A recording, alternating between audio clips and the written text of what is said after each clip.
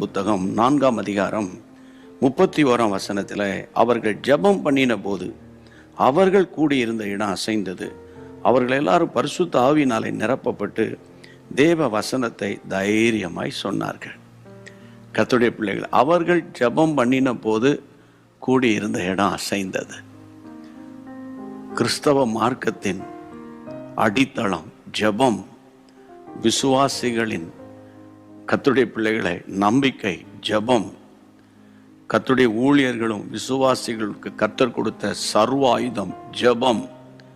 சாத்தான் நடுங்குகிற ஒரே ஒரு ஆயுதம் ஜெபம், ஜெபம், ஜெபம்.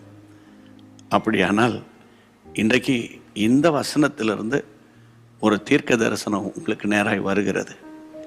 அவர்கள் கூடியிருந்த இடம் அசைந்தது. ஆமென். எப்படி அசைந்ததா? கர்த்தருடைய பிள்ளைகளை,